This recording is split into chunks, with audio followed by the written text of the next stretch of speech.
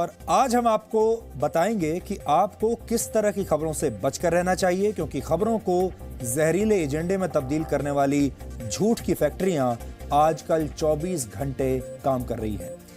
इन दिनों ऐसे लोग सक्रिय हैं जो गली मोहल्ले के झगड़ों को सांप्रदायिक हिंसा साबित करने पर तुले हुए हैं। ऐसा ही एक मामला 4 दिन पहले दिल्ली के कॉलोनी में हुआ था। सबसे पहले आपको एक वीडियो दिखाते हैं, क्योंकि उस कॉलोनी में जब ये झगड़ा चल रहा था तो कॉलोनी के ही बहुत सारे लोगों ने अपने अपने मोबाइल फोन के जरिए वीडियोस बना लिए थे। ये वीडियो बहुत बड़े सबूत हैं, लेकिन जब मीडिया किसी एक खबर को किसी खास अंदाज में दिखाने पर तुल जाता है तो वो इन वीडियोस को भी नजरअंदाज कर देता है। हमारे रिपोर्टर जब आज उस कॉलोनी में गए तो ऐसा समझिए जैसे वहां के लोग शायद हमारा ही इंतजार कर रहे थे।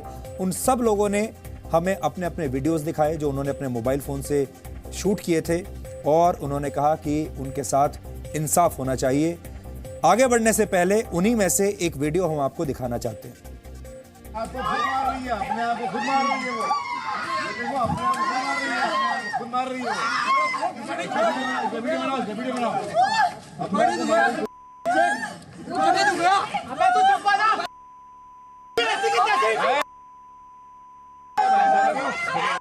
तू गाने से भाग जा।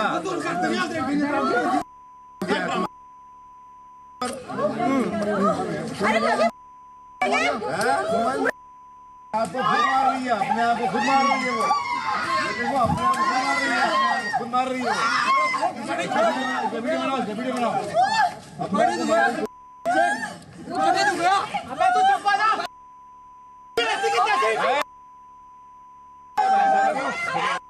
तू गाने से भाग जा।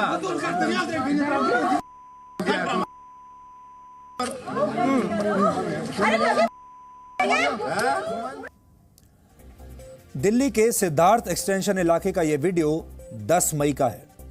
इस वीडियो को यह कहकर प्रचारित किया गया कि यहां कश्मीरी लड़कियों के साथ मारपीट की गई, उनके साथ छेड़छाड़ की गई, उन्हें कश्मीरी आतंकवादी बताया गया और कॉलोनी के लोगों ने कश्मीरी होने की वजह से उनके साथ बहुत बुरी तरीके से मारपीट की। यह खबर बिना तथ्यों की पड़ताल किए मीडिया की हेडलाइंस में छा गई और इसे जम्मू कश्मीर के पूर्व मुख्यमंत्री उमर अब्दुल्ला और मौजूदा मुख्यमंत्री महबूबा मुफ्ती ने हाथों हाथ ले लिया ताकि इससे राजनीतिक लाभ कमाया जा सके। महबूबा मुफ्ती ने कश्मीरियों की सुरक्षा को लेकर दिल्ली के मुख्यमंत्री अरविंद केजरीवाल और फिर उसके बाद देश के गृह मंत्री राजनाथ सिंह से बात की और दिल्ली में रहने वाले कश्मीरियों की सुरक्षा की मांग की और साथ ही चिंता जताई। उन्हें इस बात की चिंता थी कि जो दिल्ली में कश्मीरी परिवार रह रहे हैं उनकी सुरक्षा को लेकर सरकार क्या इंतजाम कर रही है, क्योंकि उन्हें कश्मीरियों की सुरक्षा को लेकर बहुत चिंता है। दूसरी तरफ जम्मू कश्मीर के पूर्व मुख्यमंत्री उमर अब्दुल्ला ने इस मुद्दे से जुड़े हुए तमाम ट्वीट्स को रीट्वीट करना और उन पर कटाक्ष करना शुरू कर दिया। इसी तरह कुछ और छुटभइये छात्र नेताओं ने भी इस मुद्दे पर ट्वीट करने शुरू कर दिए ताकि वो आगामी चुनाव में अपना चुनाव का टिकट पक्का कर सकें। यानी ये सारे लोग इसे एक बड़ा मुद्दा बनाने में जुट गए और ये सारे लोग देश को ये बताने में जुट गए कि यही लोग कश्मीरियों के स्वयंभू ठेकेदार हैं, जबकि किसी ने भी इस खबर की तह तक जाने की कोशिश नहीं की या ये समझ लीजिए कि जाना ही नहीं चाहते थे, क्योंकि ये खबर अपने इसी रूप में इन्हें सूट करती थी। इन नेताओं में से किसी ने भी ये जानने की कोशिश नहीं की कि इस मारपीट के पीछे असली वजह क्या थी। दिल्ली पुलिस ने जब इस मामले की जांच की तो पता चला कि यह झगड़ा सड़क पर रहने वाले आवारा कुत्तों को लेकर शुरू हुआ था। इसमें कश्मीर या हिंदू मुस्लिम वाला कोई एंगल था ही नहीं। हमने जब इस खबर की आगे पड़ताल की तो हमें पता चला कि दिल्ली की इस कॉलोनी के लोग आवारा कुत्तों की वजह से बेहद परेशान थे और ये कश्मीरी परिवार यानी इस कश्मीरी परिवार द्वारा आवारा कुत्तों को खाना खिलाने की वजह से बहुत सारे आवारा कुत्ते इस कॉलोनी के इस ब्लॉक में इकट्ठा हो जाया करते थे। ये कुत्ते इस कॉलोनी के कई लोगों को काट चुके हैं, जिसकी वजह से कॉलोनी के लोग बेहद परेशान थे।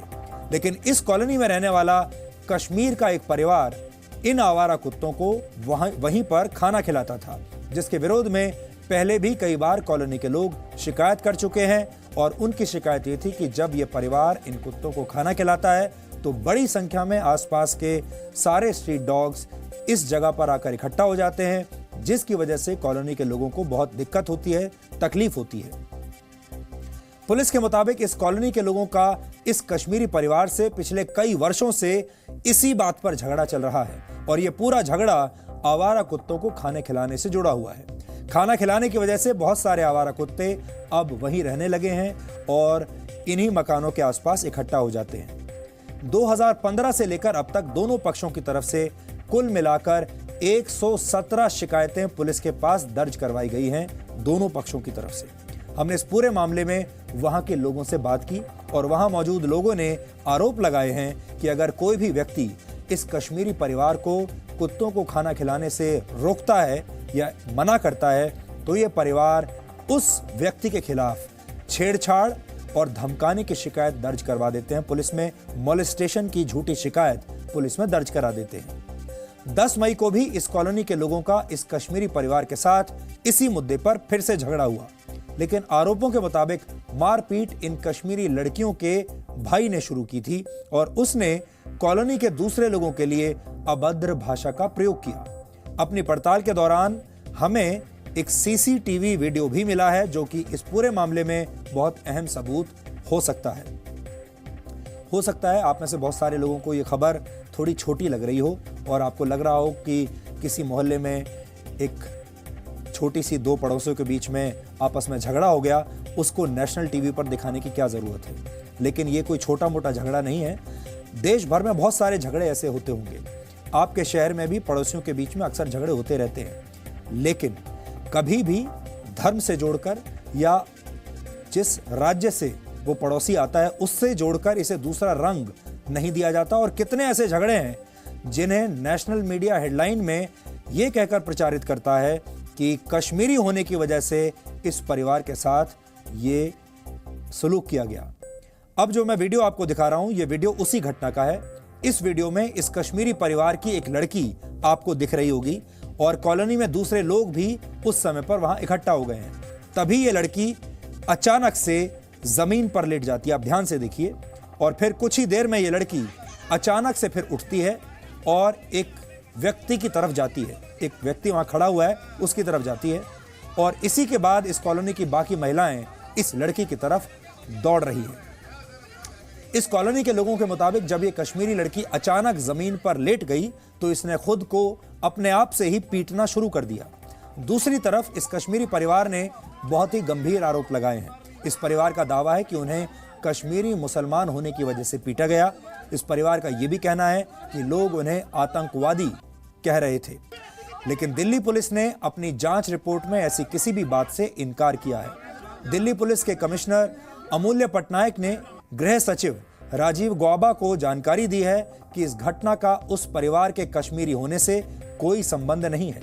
पुलिस कमिश्नर ने यह भी बताया है कि ये एक स्थानीय मुद्दा यानी लोकल मुद्दा है जिसकी शुरुआत आवारा कुत्तों को खाना खिलाने से हुई। यानी जिस खबर को लेकर नफरत का इतना बड़ा एजेंडा चलाया गया, जिसमें एक मुख्यमंत्री और एक पूर्व मुख्यमंत्री भी कूद पड़े और मीडिया ने सेलेक्टिव रिपोर्टिंग की, वो पूरा मामला बाद में उल्टा निकला। आपने नोट किया होगा कि कश्मीर के नाम पर राजनीति करने वाले तमाम नेता कश्मीरी पंडितों के मुद्दे पर हमेशा चुप्पी साध लेते हैं। आज हम इन नेताओं से पूछना चाहते हैं कि जब कश्मीरी पंडितों पर अत्याचार हो रहे थे, जब कश्मीरी पंडित अपने घरों को छोड़ने पर मजबूर हुए थे, उस दिन ये सारे लोग कहाँ थे? कश्मीरी पंडितों पर जो अत्याचार हो रहे थे उनकी सुरक्षा को लेकर उमर अब्दुल्ला ने कितनी बार ट्वीट किया है, महबूबा मुफ्ती ने कितनी बार ट्वीट किया है, कितनी बार गृह मंत्री से बात की है और कितनी बार इस मुद्दे को उठाया है। अभी हाल ही में कश्मीर के पत्थरबाजों ने एक पर्यटक की हत्या कर दी थी, पत्थर मार मार कर एक स्कूली बच्चे को घायल कर दिया था। तब ये सारे नेता उनकी सुरक्षा को लेकर इतने चिंतित नहीं दिखाई दिए जितने चिंतित इस बार इस मुद्दे पर ये दिखाई दे रहे हैं। मुख्यमंत्री महबूबा मुफ्ती ने इस पूरे मामले को राजनीतिक रंग देने से पहले पूरे तथ्यों की जानकारी जुटाने की कोशिश की ही नहीं। क्या महबूबा मुफ्ती ने कभी दिल्ली के मुख्यमंत्री या देश के गृह मंत्री से कश्मीरी पंडितों को लेकर कभी बात की है? क्या उन्होंने कभी ये कहा कि वो कश्मीरी पंडितों की सुरक्षा को लेकर बहुत चिंतित हैं। क्या महबूबा मुफ्ती ने देश के किसी भी राज्य के मुख्यमंत्री को फोन करके ये पूछा कि वो अपने राज्य में रहने वाले कश्मीरी पंडितों को वापस कश्मीर कब भेज रहे हैं? कभी नहीं पूछा। लेकिन इस बार सारे कश्मीरी नेता चिंतित हो गए। सबको इस परिवार की चिंता सताने लगी। ये रिपोर्ट पहले आप देखिए और फिर इसको हम आगे बढ़ाएंगे। अपने आप को खुद मार रही है वो। आवारा कुत्तों का झगड़ा हिंदू मुसलमान का किसने बनाया?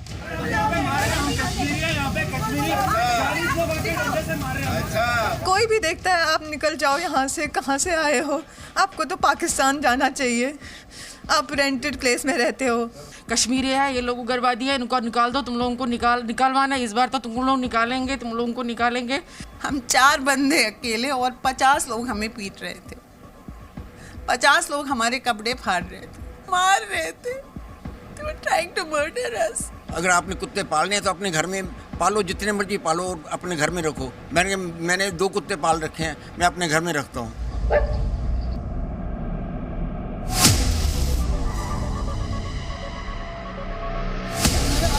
कुत्तों के काटने पर शुरू हुई लड़ाई को कश्मीरियों पर अत्याचार किसने बताया?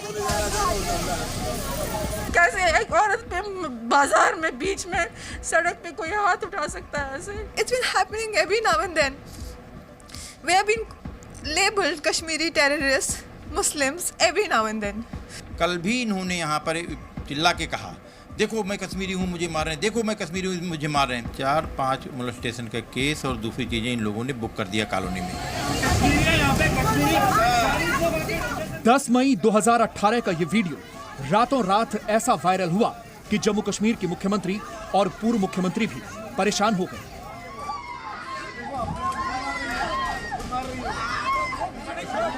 खबर यह बताई गई कि दिल्ली के सिद्धार्थ एक्सटेंशन में कश्मीरियों पर अत्याचार हो रहा है।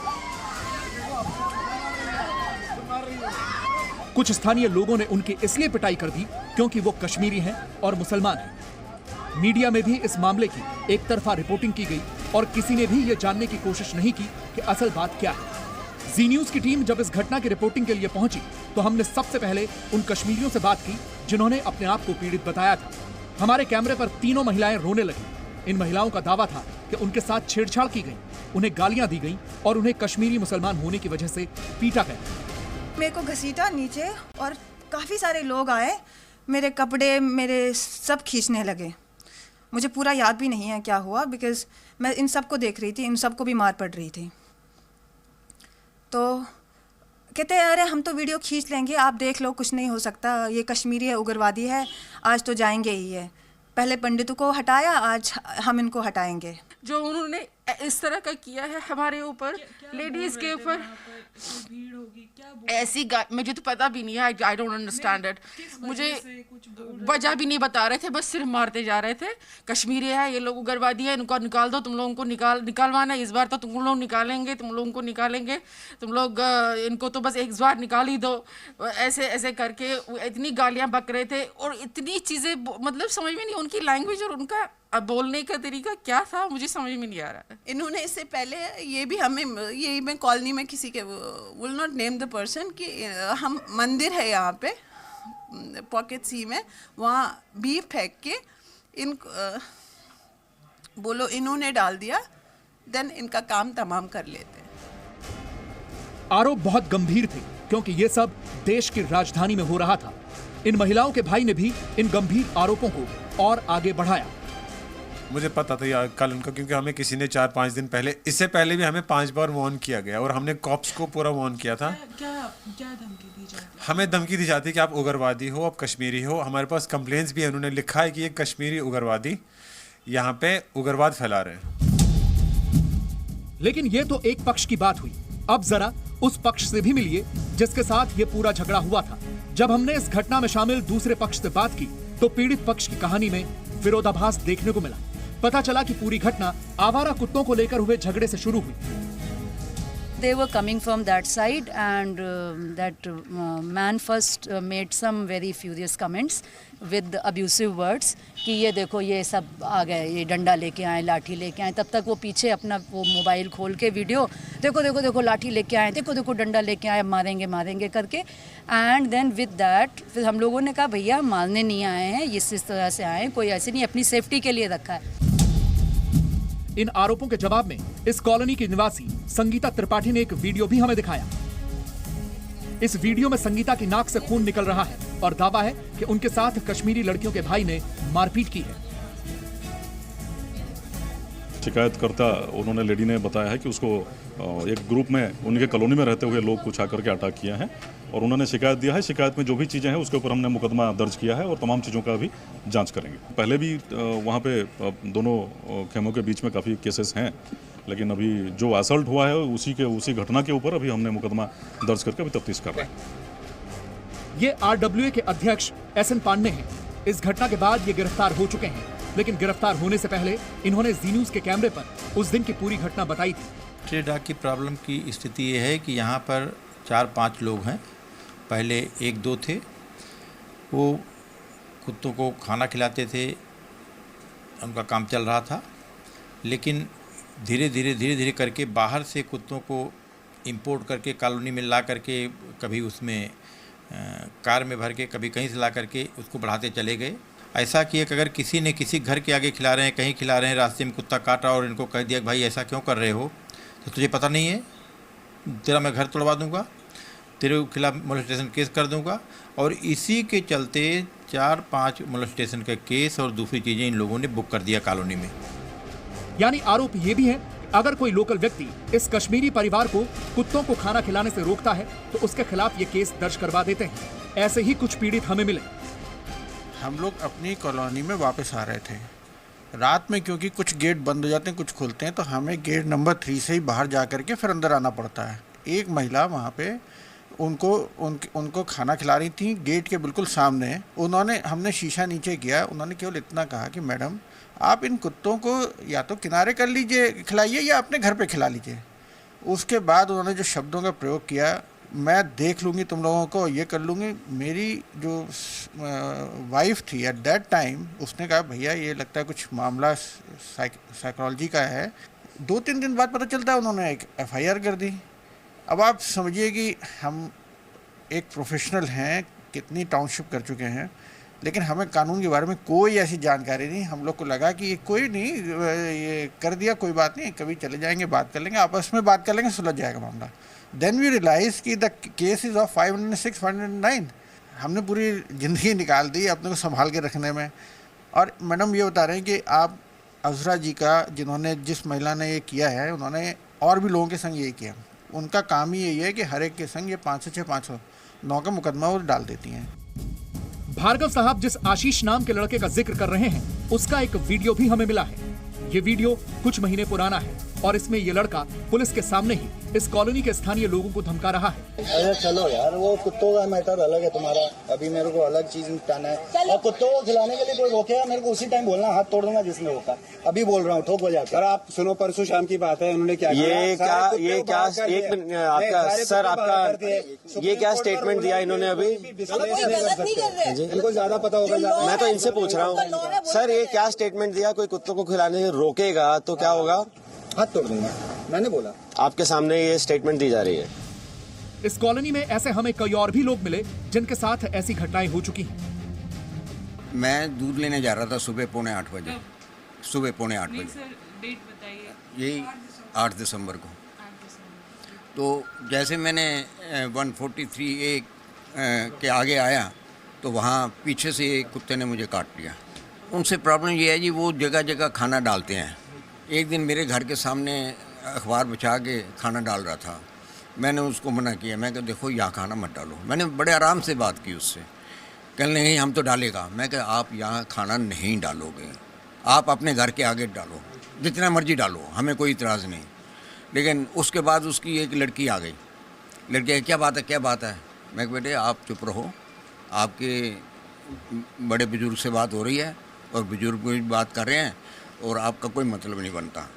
तो वो जो मेरे से बात कर रहा था उनका बाप, वो कहने लगा आप मेरी बेटी को छेड़ रहे हो। मैं क्या, मैं उसको बेटा बेटा कह रहा हूँ, मैं उसको बेटा बेटा करके कह रहा हूँ और आप मुझे कहते हो मेरी बेटी को छेड़ रहे हो। फिर वो चुप हो गया। इन सारे आरोपों के बाद हम एक बार फिर इस पीड़ित कश्मीरी परिवार के पास पहुंचे तो अब उनकी सफाई भी सुन लीजिए। वो एक खाली मुद्दा ज़बरदस्ती क्रिएट किया जा रहा है उनको लेके, ताकि ये डॉग्स का ये मुद्दा दिख जाए। पिछले 15 दिन पहले इन्होंने पुलिस में एक कंप्लेंट डाली है कि हम मुजाहिदीन हैं, हम कश्मीरी टेररिस्ट हैं, हम उग्रवादी हैं, हम गलत एक्टिविटीज़ करते हैं। आप मुझे बताइए अपने स्टैंड हर बार चेंज क्यों करते हैं?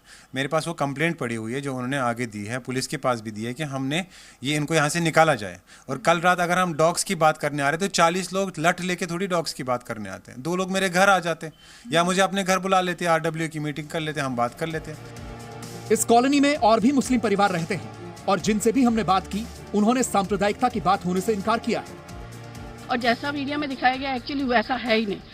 जो हो रहा था वो सिर्फ डॉग्स को लेके था, जिससे कि हम लोग खुद वो हो रखे हैं, इतने परेशान हो रखे हैं कि घर से निकलना मुश्किल हो रखा है। आपको बता दूं, मैं किसी यहाँ मोहम्मदन फैमिली को नहीं जानती, सिवा अपनी ये सब हैं, अपनी हिंदू बहनें हैं जिनके साथ मैं कमेटी भी डालती हूँ। ऐसी कोई बात नहीं है। उसको उन्होंने अपने मुद्दे को कहीं और मोड़ा है, वो गलत है। यानी एक बात साफ है कि इस कॉलोनी में आवारा कुत्तों का आतंक है और ये परिवार इन कुत्तों को खाना खिलाता था।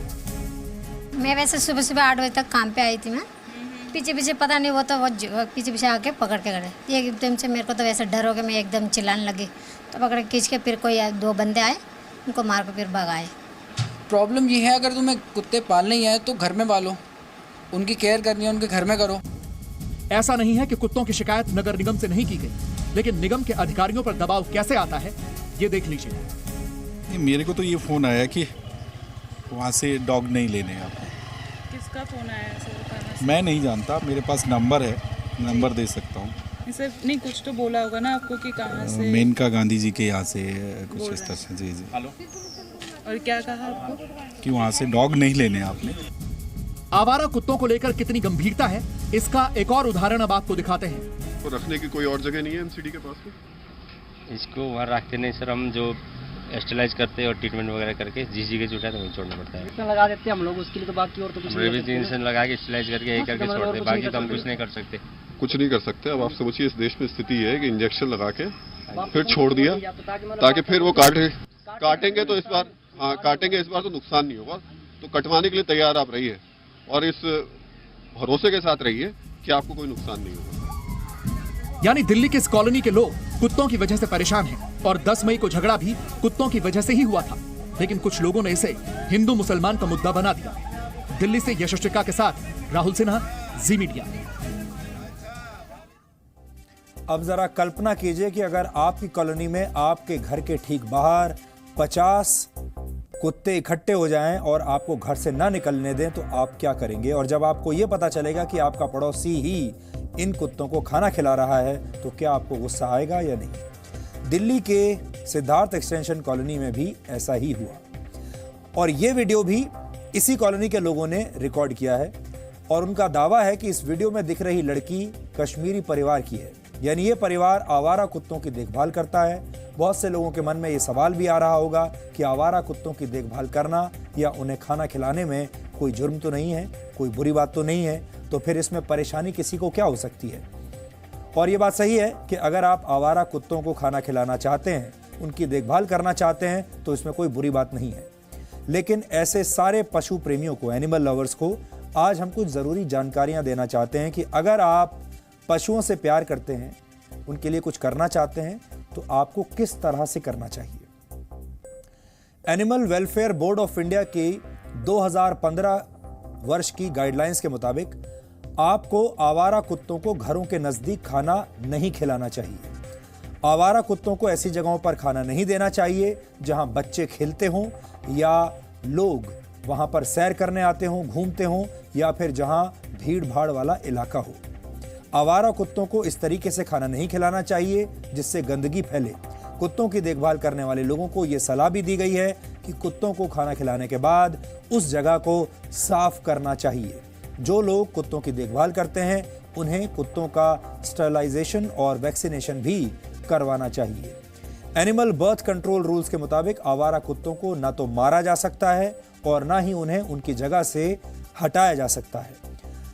अगर नगर निगम भी इन आवारा कुत्तों को उठाकर ले जाता है तो उन्हें स्टरलाइज करके वापस उसी जगह पर छोड़ना होता है जहां से इन स्ट्रीट डॉग्स को उठाया गया था। आज भले ही आवारा कुत्तों को मारने पर पाबंदी हो, लेकिन 19वीं शताब्दी में अंग्रेजों ने कुत्तों की आबादी कम करने के लिए इन्हें मारना शुरू कर दिया था। एक अनुमान के अनुसार अपने शासन की शुरुआत से लेकर 1947 में भारत की आजादी तक अंग्रेजों ने हर साल देश में 50,000 से ज्यादा कुत्तों को मारा। भारत में इस समय करीब 3 करोड़ से ज्यादा आवारा कुत्ते हैं और अकेले राजधानी दिल्ली में ही 4 लाख स्ट्रीट डॉग्स हैं। सरकारी अस्पतालों के रिकॉर्ड के अनुसार जनवरी 2015 से अक्टूबर 2015 तक दिल्ली में कुत्तों के काटने की 77,000 से ज्यादा घटनाएं हुई थी, 77,000, जिसका मतलब यह है कि दिल्ली में हर 6 मिनट में कुत्ते के काटने की एक घटना होती है। जब कुत्ता इंसानों को काटता है तो रेबीज नाम की एक बीमारी हो सकती है। ये एक ऐसी बीमारी है जिसका असर सीधे दिमाग पर पड़ता है। एक अनुमान के अनुसार भारत में हर साल 20,000 लोगों की मौत रेबीज के इन्फेक्शन की वजह से होती है। ये पूरी दुनिया में रेबीज से होने वाली कुल मौतों का 36% है। यानी पूरी दुनिया में कुल मिलाकर रेबीज से जितने लोग मरते हैं उसका 36% हमारे देश में। कुल मिलाकर अगर आपकी कॉलोनी में आवारा कुत्ते हैं तो आपको अपने इलाके के नगर निगम से संपर्क करना चाहिए। नगर निगम के कर्मचारी इन आवारा कुत्तों को स्टरलाइज करेंगे जिससे उनकी आबादी नहीं बढ़ेगी। इसके अलावा नगर निगम आवारा कुत्तों का वैक्सीनेशन भी करवाएगा। इसके साथ ही आप बहुत से एनजीओ से भी संपर्क कर सकते हैं जो आवारा कुत्तों की देखभाल करने का काम करते हैं और इस काम के लिए फंड्स भी इकट्ठा करते हैं और बहुत जगह से उन्हें फंड मिलता है। अगर आप डॉग लवर हैं तो आपको उन गाइडलाइंस का ध्यान रखना चाहिए जो हमने थोड़ी देर पहले आपको बताई हैं। और अंत में हम एक बात और कहना चाहते हैं कि अगर इस झगड़े में कश्मीरी परिवार की जगह दिल्ली का कोई और परिवार होता या फिर बिहार का या केरल का या महाराष्ट्र का या इस देश के किसी दूसरे राज्य का कोई परिवार होता तो क्या ये मामला इतना तूल पकड़ता? तब भी क्या मीडिया में ये हेडलाइन बनती? शायद नहीं बनती। ये मामला मीडिया की हेडलाइन में इसलिए आया क्योंकि इसमें कश्मीरी मुस्लिम वाला एंगल आ गया। आपने देखा होगा, आप भी इसी देश में रहते हैं, भारत के हर गली मोहल्ले में हर रोज न जाने कितने झगड़े होते हैं, कितने पड़ोसी एक दूसरे के साथ झगड़ा करते हैं, लेकिन हर झगड़े में हिंदू मुस्लिम का एंगल नहीं होता, हर झगड़े में जम्मू कश्मीर वाला एंगल नहीं होता। इसीलिए इन झगड़ों के बारे में कभी कोई चर्चा नहीं होती। मीडिया में ये सारे झगड़े आपको कभी देखने को नहीं मिलते, ना ही कोई हेडलाइन बनती है। तो फिर इस बार क्या अलग हुआ? मीडिया की सिलेक्टिव रिपोर्टिंग और नेताओं के इस एजेंडे को आपको भी पहचानना होगा और इसीलिए आज ये खबर हमने आपको दिखाई है। और इसके पीछे मकसद यही है, जैसा हमने पहले आपको कहा, हो सकता है आपको ये खबर बहुत छोटी लग रही हो, किसी गली मोहल्ले की खबर है, 2 पड़ोसियों के बीच में झगड़ा हो गया, लेकिन वो झगड़ा क्या रूप ले सकता है, मीडिया में किस कदर छा सकता है और कैसे उस झगड़े पर हमारे देश के नेता राजनीति कर सकते हैं और जो नए नेता हैं जिन्हें चुनाव में टिकट चाहिए वो भी कैसे अपनी नई दुकानें चला सकते हैं, ये आपने इस खबर में देख लिया होगा और इसीलिए आज ये खबर आपको दिखाई।